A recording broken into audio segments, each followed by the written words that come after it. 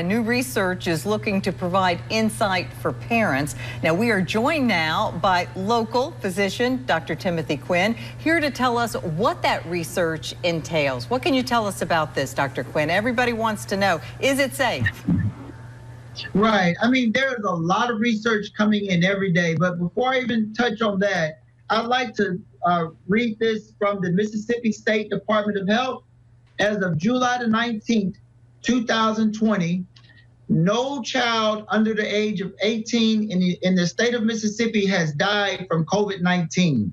And I find that very encouraging. And the reason I bring that up is children have less of a risk of losing their lives because, I mean, it's evident that no child has lost their life in the state of Mississippi, and I'm just really excited about that.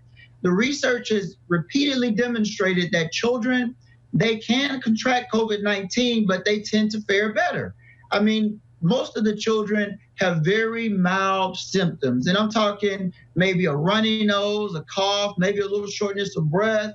But as far as being admitted to the hospital, being put on respirators, this is very rare. And in the state of Mississippi, our children have done very good. So I'm feeling optimistic, although children can act as carriers. And that's where my fear really kicks in. Yeah. Dr. Quinn, if you had a third grader, would you have any reservations about sending them to school this fall? Well, I mean, I do have some reservations. I mean, we have to look at the overall picture. And there was a really controversial paper released by the American Academy of Pediatricians, and they talked about the pros and the cons.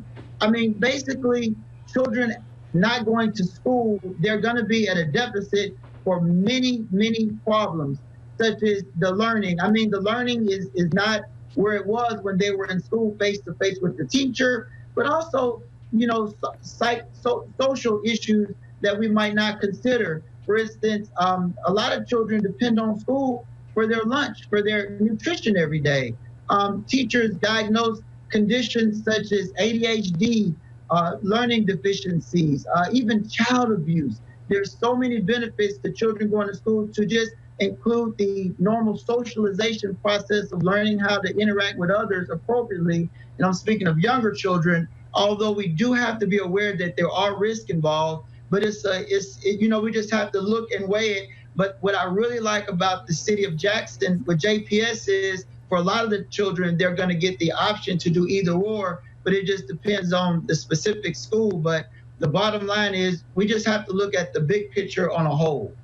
Dr. Quinn, I have heard that a lot of people believe that K through 5 really need to be in the classroom, as well as our special ed kids, that's important, but that from the 6th grade on, learning virtually will be okay. What are your thoughts on that? Well, I mean, that's exactly correct, because when you have children that are very young, that hands-on interaction with a trained educational specialist, such as a teacher, is going to be very hard to replace at home by someone even like myself, who has not had that educational training, especially dealing with children that have special needs, such as special education children.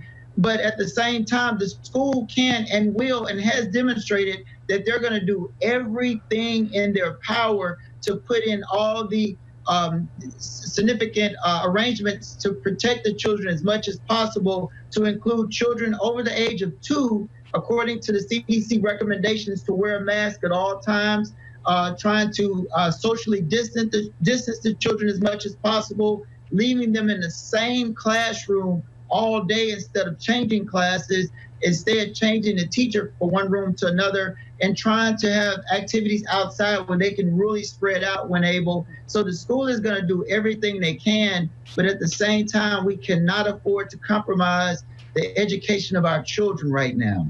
Dr. Quinn, you are always a wealth of knowledge. Thank you so much for dropping in on us and reassuring us somewhat.